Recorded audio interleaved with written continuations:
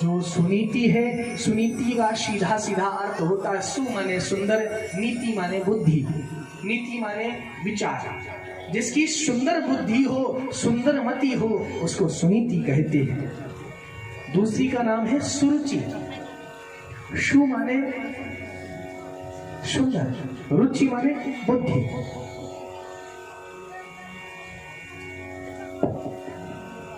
सुनीति कहते हैं जो शास्त्रों के सम्मति के अनुसार जीवन जिए, शास्त्रों के सम्मति के अनुसार बुद्धि हो, वह सुनीति है। जो मनमानी बुद्धि है वह सुरुचि है। हम सबकी दो पत्नियां होती हैं, लड़ने मत लगना जाके घर अपने पत्नियों से जाकर के। हाँ, तुम्हारे पतियों के भी दो पत्नियां हैं। कौन कौन सी है या नहीं? बोलो बोलो, दो पत्नियां है या नहीं? है। पहली का नाम है सुनीति, दूसरी का नाम है सुरुचि। तुम्हारे पास एक सुंदर बुद्धि है, दूसरी अगर बुद्धि है तो वो मनमानी बुद्धि है। सुंदर बुद्धि का मतलब शास्त्रों ने कह दिया भैया यहाँ नहीं जाना, ये गलत रास्ता है, ये होगी सुनीति। सुरुचि कौन है? अरे कुछ नहीं होता, कोई बात नहीं, शास्त्र कहते तो कहने दो, गुरुजी ने समझाया तो समझाने दो, पंडित जी समझा रहे तो समझाने दो, कोई दिक्कत नहीं, कुछ नहीं होता, कर लो। इसको कहते हैं मनमानी बुद्धि। क्या है? ये मनमानी बुद्धि है, गिलास वाली। ठीक है, शास्त्र कहते नाना भैया ये पेय पदार्थ सुंदर नहीं है, इस पेय पदार्थ को पी करके बुद्धि भ्रष्ट हो जाती है, बुद्धि खराब हो जाती है। हमारा दिमाग, हमारा माइंड, हमारा मस्तिष्क, हमारी बुद्धि ये भूल जाती है मेरी बहू है, ये मेरी बेटी है, ये मेरी पत्नी है, ये मेरी माँ है। वो एक ऐसा गंदा द्रव्य है, गंदा पदार्थ है। ये गंदगी हमारे भारत में नहीं थी। जब से कुछ गोरे लोग आए, वो गोरे लोग ये कुछ गंदियां छोड़ गए, एक चाय छोड़ गए, इन चीजों को छोड़ गए। बॉलीवुड जिसको कहते हैं, ये सब उन्हीं की करामाते हैं। सैटेलाइट के माध्यम से हमारी दुनिया में, हमारे भारतवर्ष में, हमारे भारत भूमि में ये गंदगी फैल गई।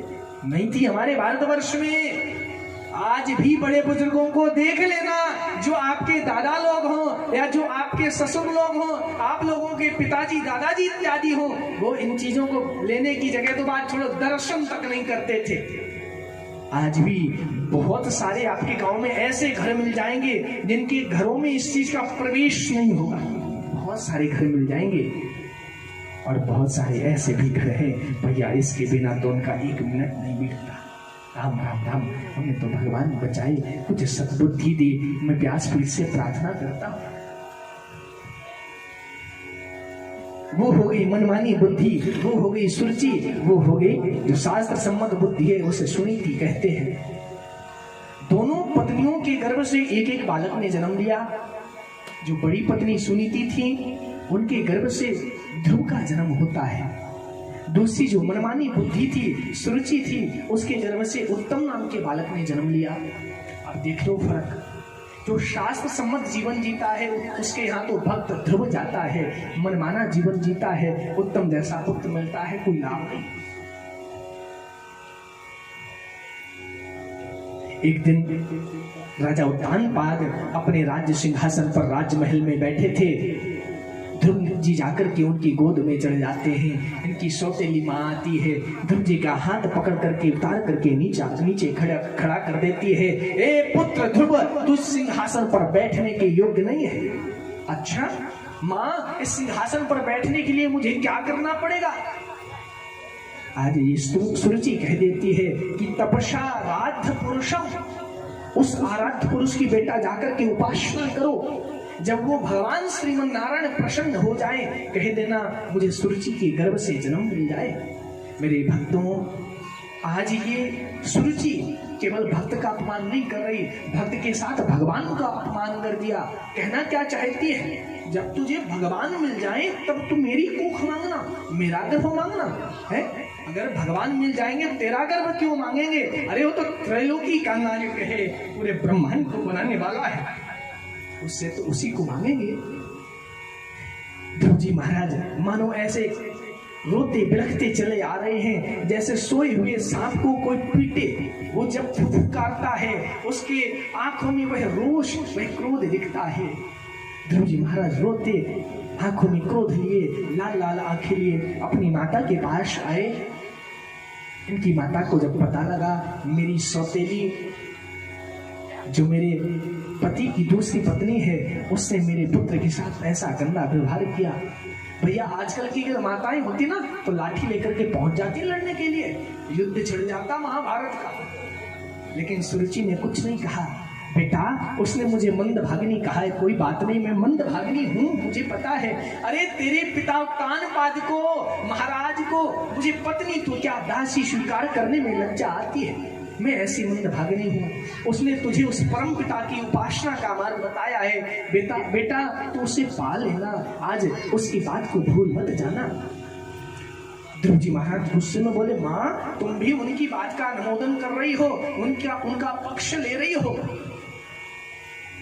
सुनीति कहती बेटा पक्ष नहीं ले रहे, सत्य यही है। परमात्मा श्री कृष्ण ऐसी गति प्रदान करते हैं जिससे प्यारे जीवन में उतरना ही नहीं पड़ता। भगवान ऐसी गति दे देता है।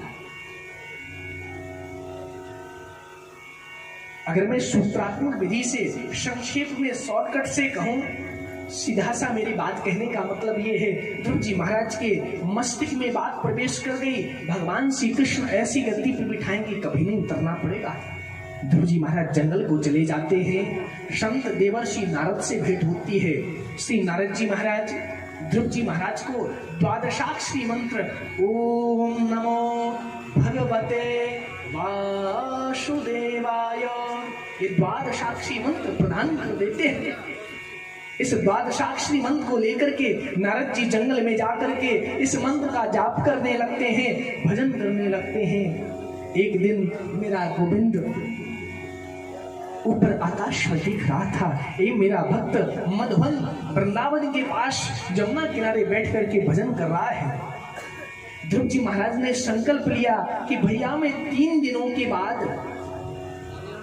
मैं संकल्प लेता हूँ, मैं 3 दिनों तक कोई भोजन नहीं पाऊंगा, कोई प्रसाद नहीं पाऊंगा। जब 3 दिन पूरे बीत जाएंगे तब मैं अपने पेट की तृप्ति के लिए, भूख को मिटाने के लिए, क्षुधा को मिटाने के लिए, बातें ना करो, क्षुधा को मिटाने के लिए कैथ और बेर के फल को खाऊंगा। जब 1 महीना बीता, दूसरा महीना प्रारंभ होता है। ये 6 दिनों में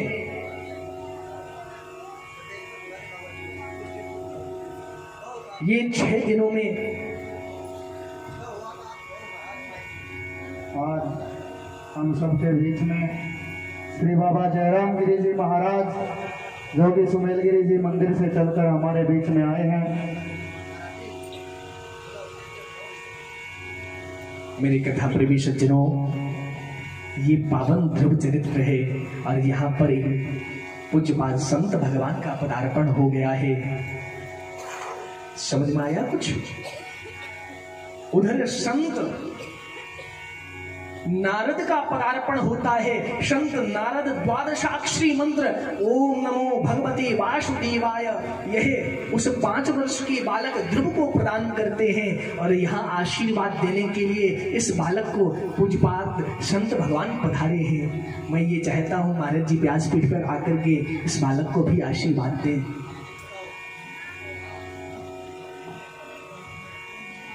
ले आओ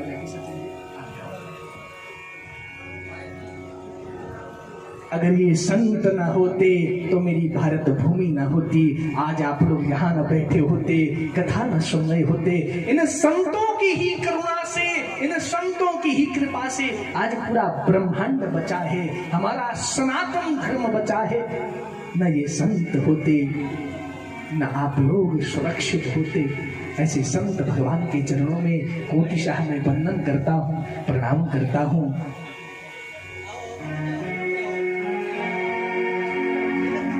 मैं तो जपो सदा तेरा नाम,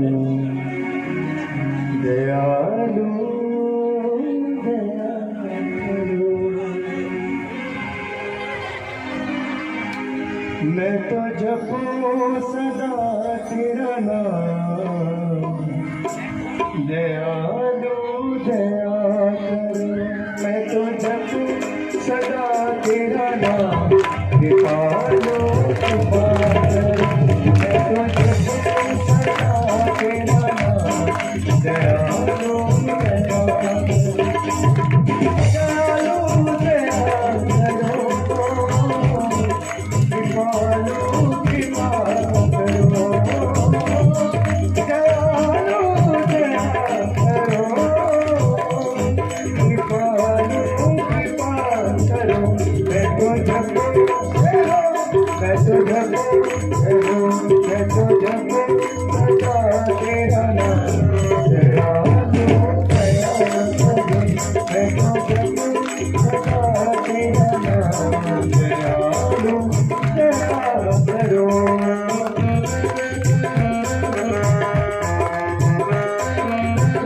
गोविंद भगवान की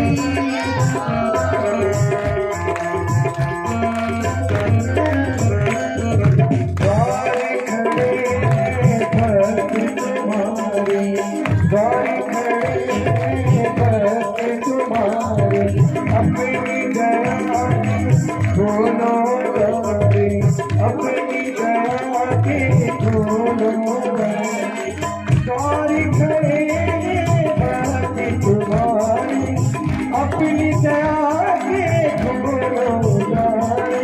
पूर्ण हो सबका, पूर्ण हो सबका, दयालु दया कर। दयालु दया कर।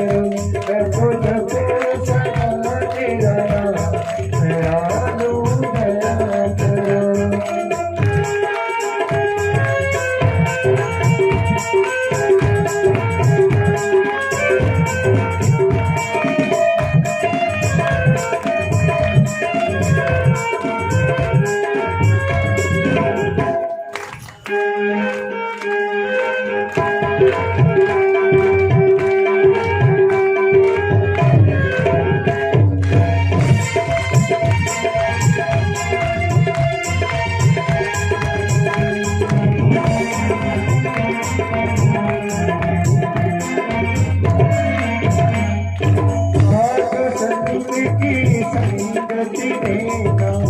साधु संत की संगति देना, नाम जपन की रंगति देना, नाम जपन की रंगति देना। साधु संत की संगति देना, साधु संत की संगति देना, नाम जपन की रंगति देना, नाम जपन की रंगति देना।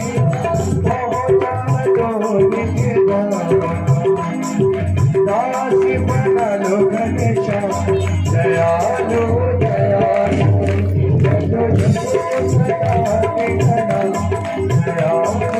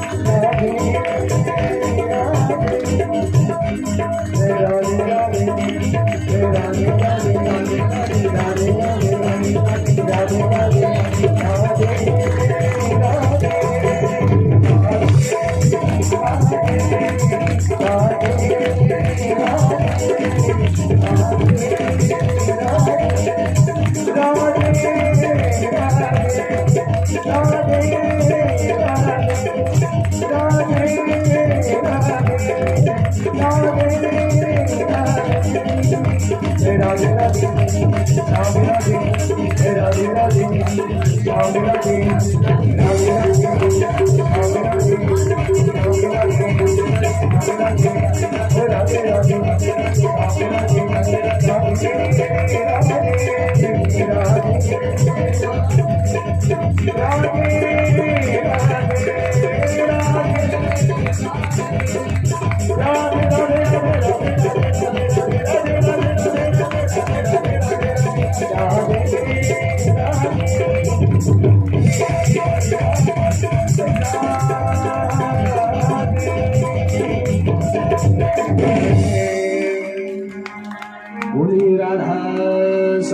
बोलेश्वर भगवान की। मेरी कथा प्रेमी सज्जनों, जैसे ही दूसरा महीना प्रारंभ होता है, श्री ध्रुव जी महाराज 3 दिनों में पहले महीने में कैथ और वीर के फल को खाकर के भजन करते रहे। जब दूसरा महीना प्रारंभ हुआ बंधुओं, 6 दिनों में सूखी घास और पत्ते का भक्षण करते हैं, उसको खा करके भजन करते हैं।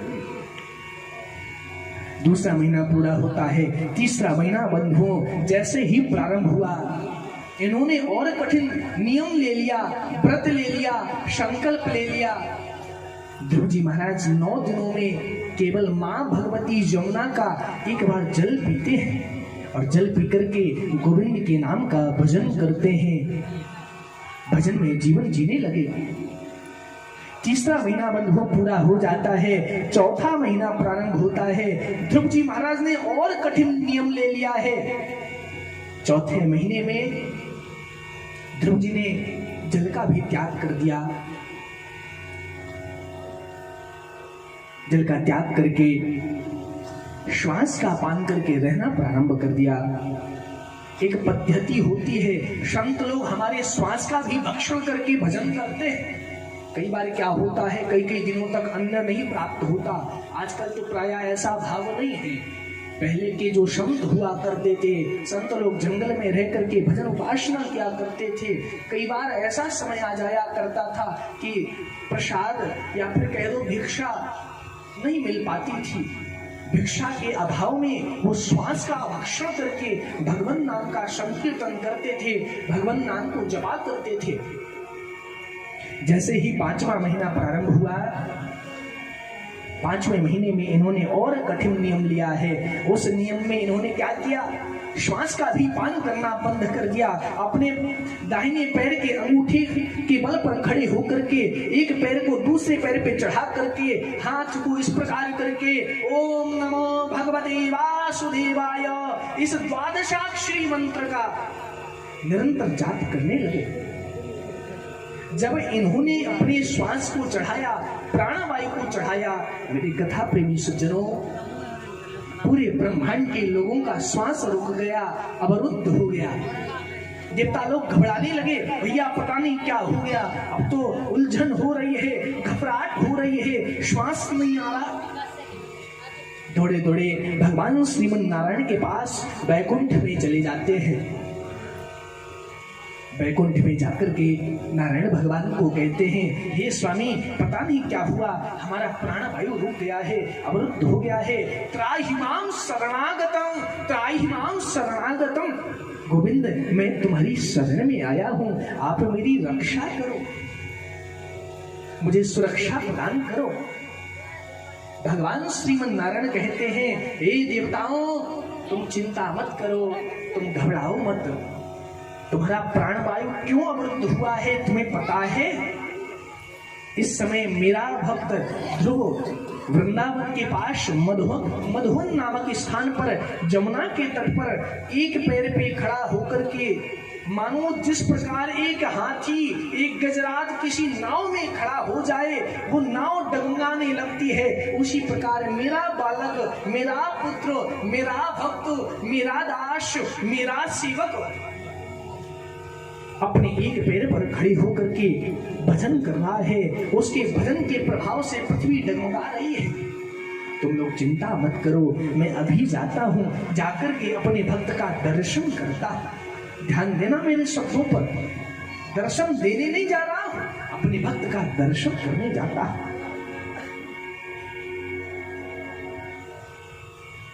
भगवान श्रीमन नारायण आते हैं।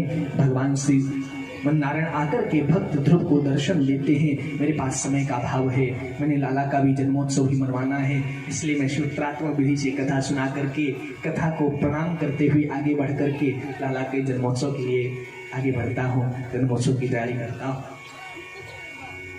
बंधुओं, भगवान जब वहां पहुंचे, ध्रुव जी ने उनका दर्शन नहीं किया, नेत्र नहीं खोले। क्यों? क्योंकि श्रीमन नारायण की उस छटा का अंदर हृदय में दर्शन हो रहा था। भगवान श्रीमन नारायण समझ गए ये दर्शन क्यों नहीं मेरा कर रहे, नेत्र क्यों नहीं खोल रहे। अरे भैया, जो शंख चक्र गदा पद्म को मैंने बाहर लेकर के धारण कर रखा है, अपनी दिव्य स्वरूप अपने दिव्य छटा में बाहर में प्रकट हो रखा हूँ, वही मेरी दिव्य मनोहर झांकी, मनमोहक झांकी इस भक्त के हृदय में भी विराजमान है। ये मेरी उस झांकी का अंदर हृदय पट में दर्शन कर रहा है, इसलिए नेत्र नहीं खोलना चाहता, मेरा प्रत्यक्ष दर्शन नहीं करना चाहता। श्रीमन नारायण ने ध्रुव जी के अंदर से वह पवित्र झांकी अंतर ध्यान कर दी। जैसे ही वह झांकी अंतर ध्यान होती है, बंधुओं, ध्रुव जी महाराज छटपटाने लगे। अचानक आंखें खोली, जैसे ही नेत्र खुले, जिस झांकी का हृदय में दर्शन हो रहा था, बंधुओं, वही भगवान श्री विराट पुरुष की मंगलमयी झांकी का बाहर दर्शन हो गया। बोलिए विराट पुरुष भगवान की, भक्त और भगवान की। जैसे ही ध्रुव जी महाराज ने भगवान श्रीमन नारायण का दर्शन किया, साष्टांग दंडवत लेट करके प्रणाम किया है। प्रणाम करके हाथ जोड़ करके ऐसे सहमे हुए डरे हुए खड़े हो जाते हैं। अरे भैया, गुरुदेव नारद जी से मैंने ये तो पूछ लिया भगवान कैसे मिले, लेकिन ये पूछना भूल गया महाराज, जब भगवान प्राप्त हो जाए, भगवान का दर्शन हो जाए, भगवान मिल जाए, फिर क्या करना चाहिए। भगवान श्री कृष्ण परमात्मा तो अंतर्यामी है, वो सब जानता है। ध्रुव जी के अंदर हृदय भाव को समझ गए। इन्होंने अपना वह सुंदर दिव्य पांचजन्य शंख भगवान श्रीमन नारायण ने ध्रुव जी के कपाल से, गाल से स्पर्श करा दिया। जैसे ही वह शंख स्पर्श हुआ है, मेरे कथा प्रेमी सज्जनों, ध्रुव जी के हृदय में वेद वेदांत समाहित हो गए, कंठ में वेद वेदांत अवरुद्ध हो गए, इन्हें समस्त ज्ञान हो गए। ध्रुव जी ने बड़ी दिव्य स्तुति गाई है। योऽन्तः प्रविश्य मम वाचमिमां प्रसुप्तां संजीवयदखिल शक्तिधरः स्वधाम। हे गोविंद, मुझे स्तुति गान करना नहीं आता, मुझे आपकी सेवा करनी नहीं आती, मैं आपके मंत्र जाप करना नहीं जानता, भजन करना नहीं जानता, मैं आपका दास हूँ, आपके चरणों में बारंबार प्रणाम करता हूँ। भगवान श्रीमन नारायण प्रसन्न होकर के बोले, बेटा ध्रुव, मेरे से वरदान मांगो, मैं प्रसन्न हूँ, मैं आज तुम्हें कुछ देना चाहता हूँ। ध्रुव जी ने साफ मना कर दिया। बंधुओं, ए प्रभु, तुम लोग किसको दे रहे हो, जरा बताना। अरे भक्त और भगवान में व्यापार कैसा, मैंने कोई व्यापार थोड़ी किया है। आप मेरे प्रभु हो, आप मेरे पिता हो, मैं आपका दास हूँ। मैंने अगर जंगल में आकर के आपका भजन किया, अपने जीवन को आपके चरणों में समाहित किया, अपने जीवन की पतंग की डोर आपके श्री चरणों से बांधी है, तो क्या किसी स्वार्थ से बांधी है? हाँ, भला ही जब मैं भजन करने के लिए आया, तब मेरे मन में आकांक्षा थी पिता की इस गद्दी पर बैठने की, लेकिन मेरी वो तृष्णा समाप्त हो गई है, मेरी वो इच्छा मर चुकी है। अब मुझे न तो गद्दी चाहिए, न दुनिया की गद्दी चाहिए, मुझे तो आपके चरणों में स्थान चाहिए, मुझे कुछ नहीं चाहिए। व्यापारियों जैसी बातें ना करो प्रभु। लेना देना तो व्यापारियों में होता है, किसी ने पैसा दिया तो किसी ने वस्तु दी, किसी ने कुछ दिया तो किसी ने कुछ दिया, ये तो व्यापारियों में होता है। भक्त और भगवान के बीच बंधुओं व्यापार नहीं होता। श्रीमन नारायण कहते हैं, वत्स, भला तुम्हारी मांगने की इच्छा नहीं है, लेकिन मैं फिर भी तुम्हें देना चाहता हूँ। जाओ अपने पिता की गद्दी पर 36,000 वर्ष तक बैठ करके राज्य करो, और अंत में ध्रुवलोक में जाकर के तारा बन करके पूरे संसार को प्रकाश देना, पूरे ब्रह्मांड को प्रकाशित करना। वही आज भी ध्रुव तारा बन करके आकाश में विद्यमान है, वही श्री ध्रुव जी महाराज है। ऐसी करुणामयी सरकार है मेरे राधा माधव। आगे चलकर के श्रीमद् भागवत में पृथु चरित्र आता है। मैं पृथु चरित्र को प्रणाम करता हूँ। पुरन्नी परिजन उपाख्यान है। जड़ भरत जी महाराज का बड़ा पवित्र मंगलमय चरित्र है, उपाख्यान है, अजामिल उपाख्यान, नरकों का वर्णन करते हुए इन सभी कथाओं को मैं प्रणाम करते हुए आगे बढ़ रहा हूँ, क्योंकि मेरे भक्तों आज समय का अभाव है, मेरे पास समय कथा के लिए कम है।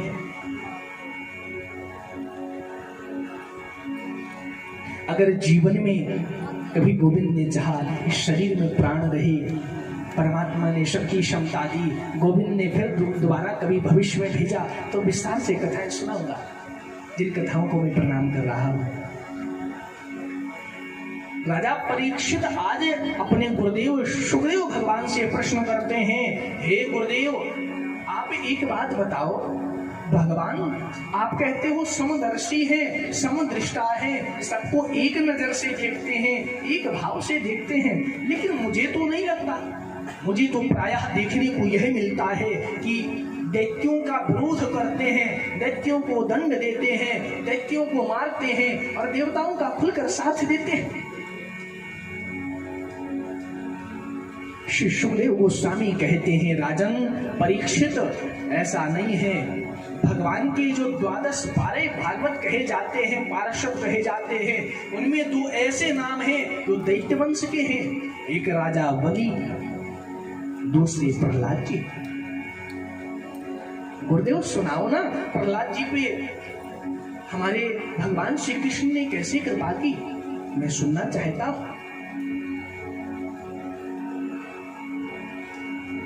श्री शुक्राचार्य जी महाराज कहते हैं, राजन परीक्षित एक बार क्या होता है, हिरण्याक्ष नाम का एक दैत्य था, पृथ्वी का हरण करके पाताल लोक में ले गया। जब सृष्टि विस्तार हो रहा था, भगवान श्रीमन नारायण ने उस हिरण्याक्ष का वध करके